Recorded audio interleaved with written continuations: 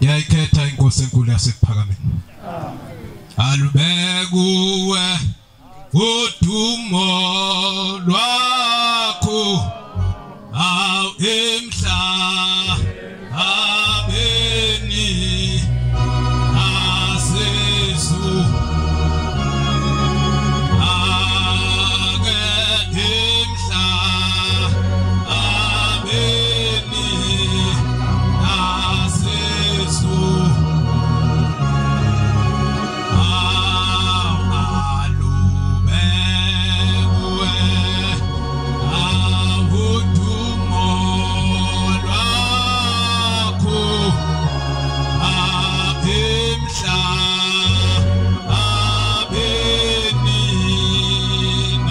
asesu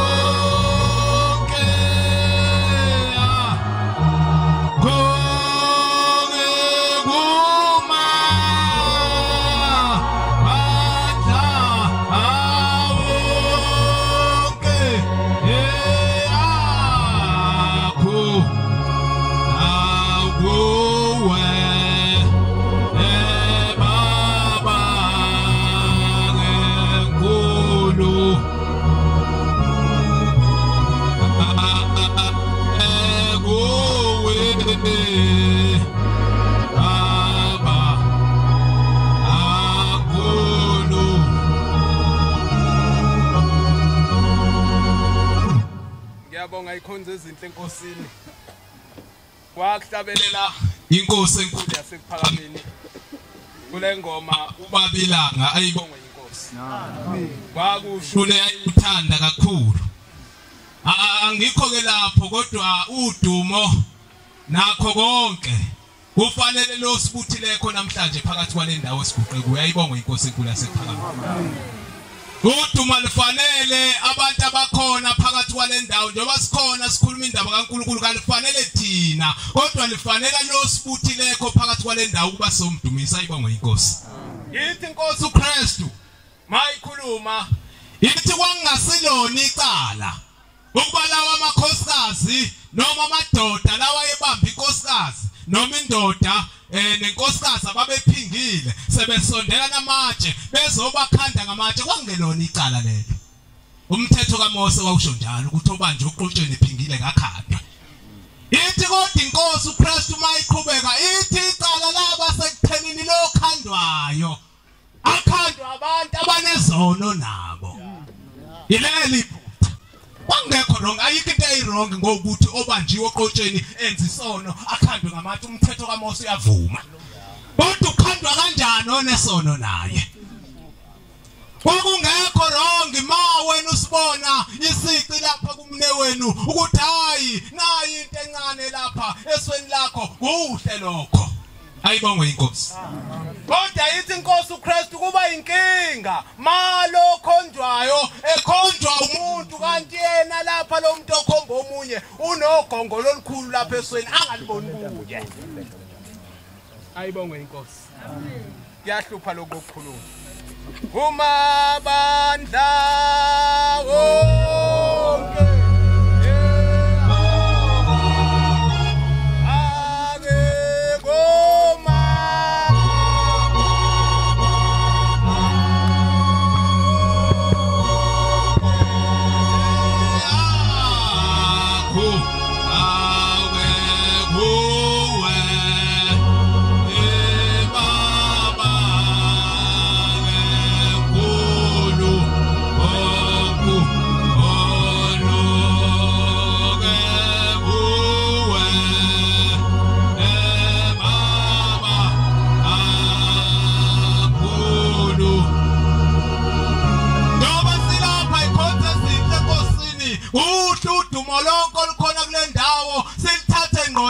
emsonyazini ayibongwe inkosi. Hayi asingene embhalweni lapha kwigospel sizofunda kuzoba uJohn kuzoba uJohn kuzoba u15 ivesi la khona kuzobe lika 16 sidlule seyincwadini zompostoli Paul esebandleni labaseFesu sizofunda chapter 4 ivesi la khona kuzoba elika 22 ayibongwe inkosi. Mina aningikhetha ithi le ncwadi ikhonza izinto enkosini njoba silapha sibuthene silomkhandlo omkhulu kangaka silokhu kuhamba kuhle kwasephakameni akusithine sakhetha ushemba kabonga uNkulunkulu. Kodwa mina kodwa uthi uNkulunkulu yena owakhetha thina ayibongwe inkosi. nginibekela wayesesibekela ukuba siye sithele isithelo nezithelo zethu zihlale inkosi kubusise babahlala phansi yebo nkosi mangihlume ebengocha athileyo awmangithele isithelo zona esithandwa anguwe. Okufuna uNkulunkulu kithi lokho ukuthi manje sesikhethile wasimemela kule ndawo yakhe engcwele kodwa sibe ngabantu abathela izithelo lezi ezithandwa uyena akabonga uNkulunkulu.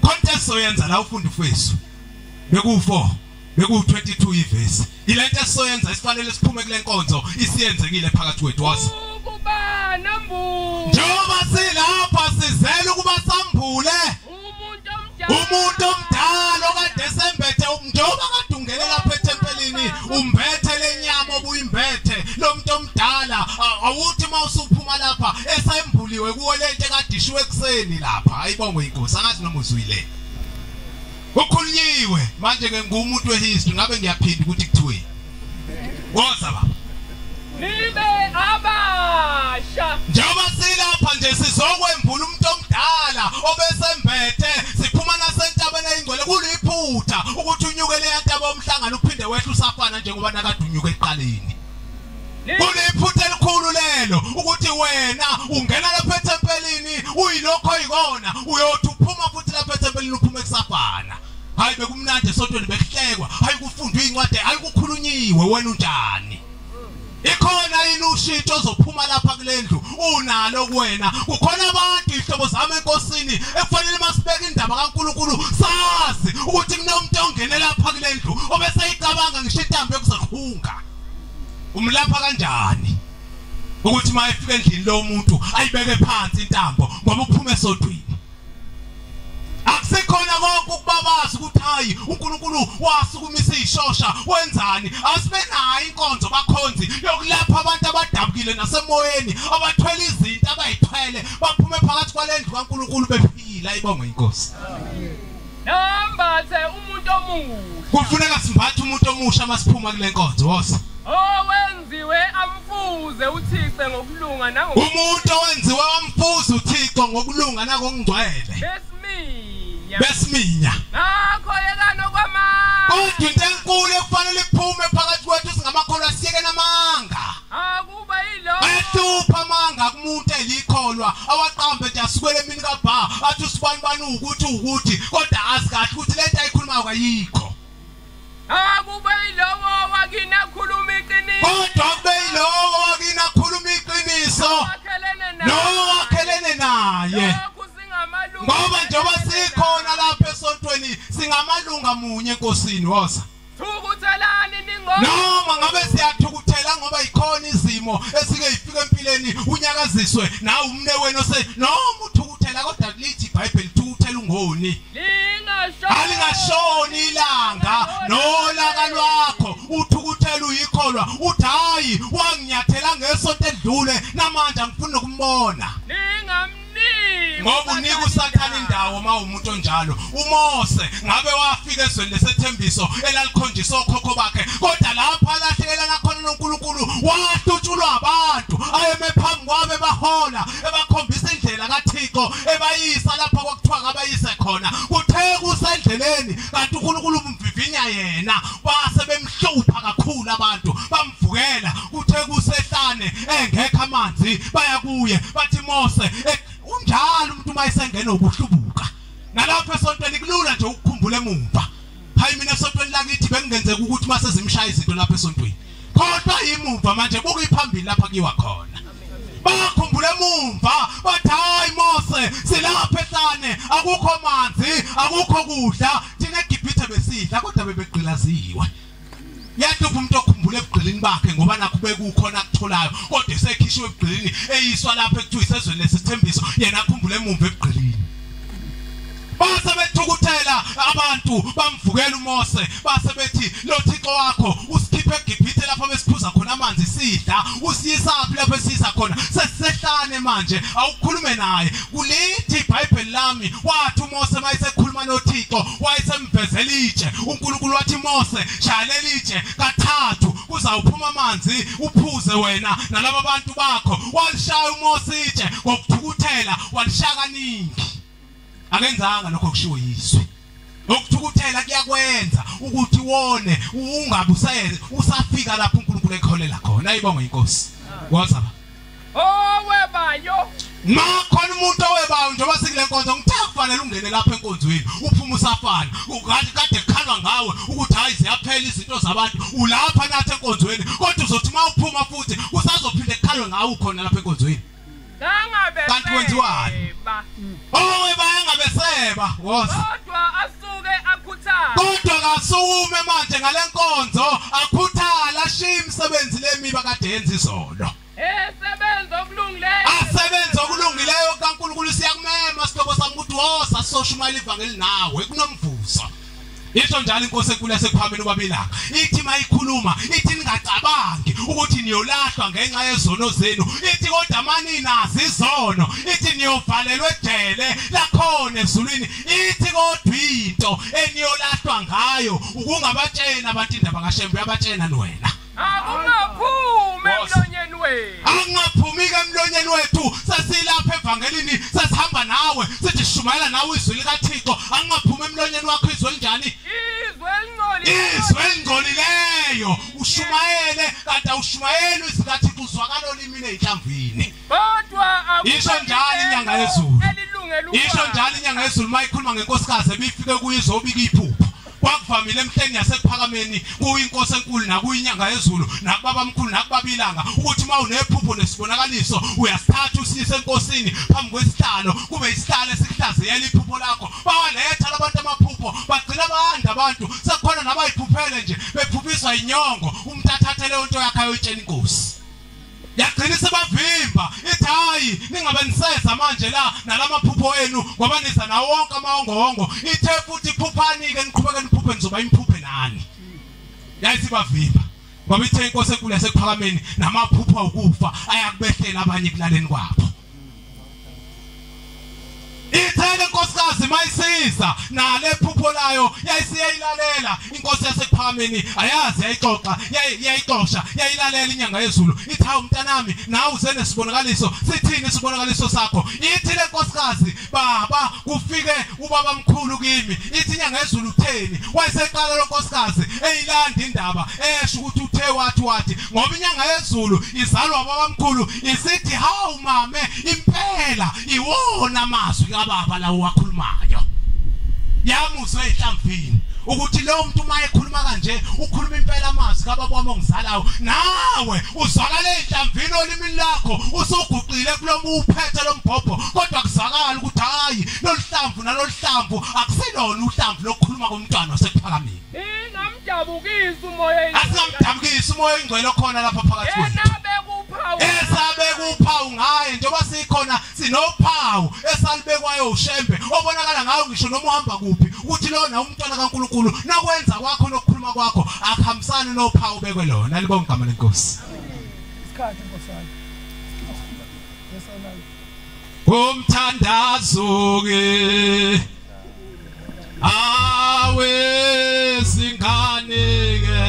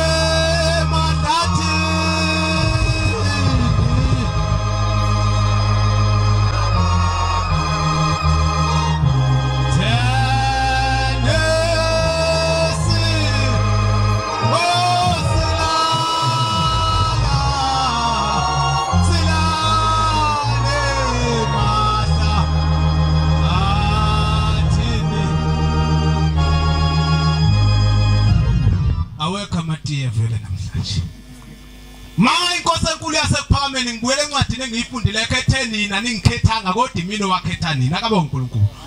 Kukhona abantu abathandwa ushembe ihlobo zami ezinhle enkosini bengekho phakathi kwaloku kuhamba. Isho njalo inyanga yezulu mayikhuluma ngokuthandwa komuntu ithi kwake kwabonakala ezulwini imndeni yasemakithi elelothi nomhlaba uthi bese iyakhomba emhlabeni ifuna umuntu ozokhondwa iyona ukuthi lo uzohamba asiyele emzini wasephakameni ayoyikhonzela yena bese sithethela nathi amacala ethu. Angiyazi le kahle le ukubakhonzela kodwa ngazi le ukuyikhonzela wena bese uthethele bona amacala abo phambi kwashembe. Ngoba uyahlupha uzogcina wena ungayikhonzelanga ukuthi ukhonzela abantu. Wabe ngayikhonzela ngani bona kusenesikhathi. Ukhetha umuntu ihlobo zami akimkhombi imndeni ithi inyanga yezulu lo muntu noma ngabe usotshalweni uphuza utshwala ithi siyayisikhipha ingilo segumbini siyikhiphe nesakramente ucezu lesidlo ihambe emhlabeni iyofuna lo muntu okhonjwe imndeni noma ingamfica ephuza isiqatha ihlephula leli sakramente elinikwa ushembe iliphose phakathi esiqatheni uyothela lephuza isiqatha avuke ngakusasa esewunaka eseyinazana. Kona abantu abathandwa becuphile bezinsizwa egodla induku zakhe lapha ekhwapheni eyoshaya ingoma bese ithula ingilosi nemndeni yakini ezulwini ithi lo muntu kuyoba kuhle kabi ngelinye ilanga esegodla isicephu sakhe esesontweni. Uyofica nomelele noma ekhamsile ukhona abantu abakhamsayo mabelala ingilosi ihlephula leli sakramente elinikwa ushembe ilifake phakathi kuye uyothe nambitha kanti usenambitha ushembe. Ushembe yasebenza ethanda abantu wena bese kubalula nje ukubaxosha abantu esontweni. Uzosho uMshumayeli ukuthi out of time. Hayi khuluma uMshumayeli isikhathi. Ushembe yasebenza mayefika kwezweni lakithi ethanda le yantombazana ewukekana uthembekile wakaMhlongo ufika lapha uyise wayo uMhlongo wayengamfuni noma mbone ushembe eseke wayommangalela enkantolo emzinto lapha ezweni lakithi eMkhomazi ethi lona umhunguli uhungula abantu lapha ezweni lakithi angimfuni lapha kadingiswe. Uthe kusenjalo le ntombazana imthanda ushembe uthe ngelinye ilanga efika ekhaya kithi emzini waseyibisini ehlezi lapha ground emzini wakithi eyibisini ebuthise khona emzini wasemvini namhlanje eMkhomazi kwesikamfundisi umqadi. Uthe ebuthisile lapha endlini wayesiqhamuka le ntombazana yayisiqasha lapha emakhabeni inothando lokuza kuye ushembe ukuba ize kuyena kodwa yayisaba abantu ukuthi laba abantu bangazi bazofika bangicebe kubaba ushembe ubaba kamfuni noma mbone ushembe. Uthe kusenjalo iqashile lapha emakhabeni ubaba mkhulu usendlini yakhe uzwakala eqhweba indoda ubaba mkhulu uthi hawu mnumzane hambe lapha emakhabeni uyobiza le ntombazana eqashe lapha uthi kusukela namhlanje igama la yukekana ngoba inomlomo otshekile. Wayeyibona kanjani ngoba yayingaphandle yena engaphakathi endlini kodwa wayibona ukuthi kunentombazana eqashe lapha enomlomo otshekile wazwa iqamba igama wathi igama la yukekana.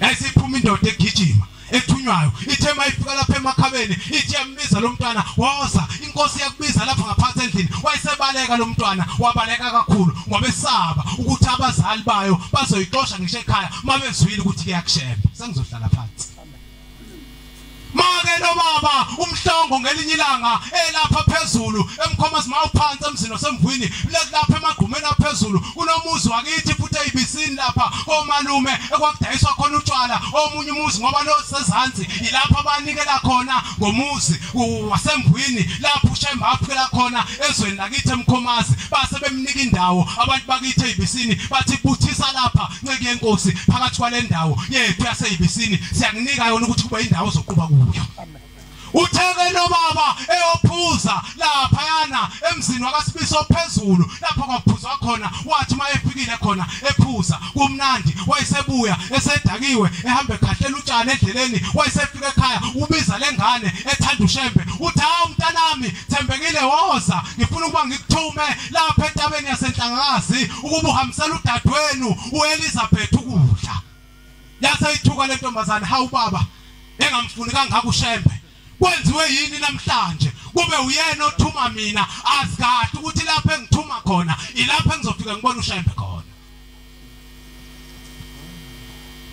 yasisuka ngempela yasisiphaka isikhaftini lentombazana yasiphakisha isikhaftini yasisuka isithatha uhambo olwalibheke khona entabeni yasenhlangakazi mayifikile enhlangakazi ngakho kodwa ingakabonani nenkosi enkulu yasePhameni ubaba mkhulu uzwakale lapha endaweni yakhe lapha ehleli khona ukhuluma nomshumayeli owayeseceleni kwakhe uthi mshumayeli hambe yobiza le ntombazana engathi ukekana igama la usise Mkhomazi ngiyayizwa isikhona lapha phezulu kwentaba wayesegijima eseyoyibiza umshumayeli uthe mayebiza yeza le ntombazana yafika lapha phambi kwakhe ubaba mkhulu uthi ubaba mkhulu mntanami ngiyakubona umangele ukuthi kwenziwe yini ukuthi ubaba wakho athume wena namhlanje lapha